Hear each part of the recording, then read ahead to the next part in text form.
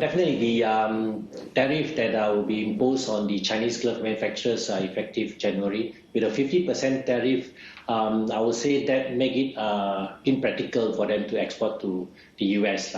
Prior to the COVID, Malaysian players has been exporting to the US and all over the world. So with this tariff, definitely this will benefit the Malaysian players, where we can gain back our market shares due to the unreasonable pricing as well, dumping by the Chinese manufacturers in the US market earlier. Right. Mr. Lim, when you look at Top Glove's position, no doubt you are the biggest manufacturer of gloves, not just in Malaysia, but probably the world as well. But your exposure in terms of revenue to the United States might trail some of your counterparts at the moment. This is at least based on some numbers we got actually from CIMB. Is there a plan from Top Glove now to perhaps increase your exposure to the U.S. market, given the fact that there's this window or this door that's been opened now to perhaps capture more market share in this very big economy? Yeah, it's true.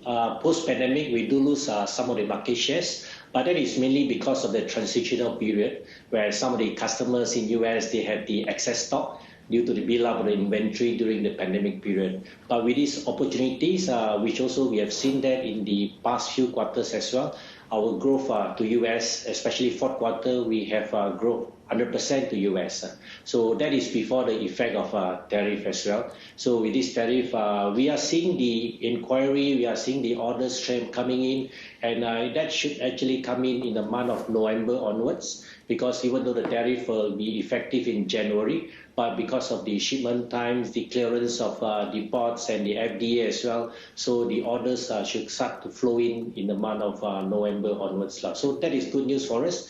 We have the capacity available as well to ship to the US to meet their requirements.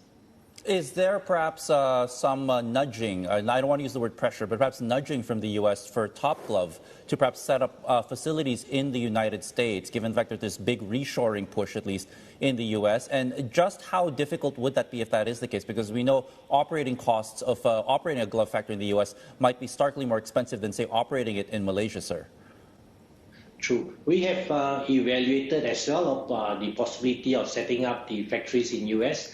As at now, is not practical because of the cost is too high, unless it's with some subsidies from the government, which is also not sustainable as well. But going forward, we will not rule out. With technology improvement, there is opportunities for further improvement in terms of the production cost to reduce it. So we are always in the analysis, reviewing, and just will wait for the good time to invest in US in future.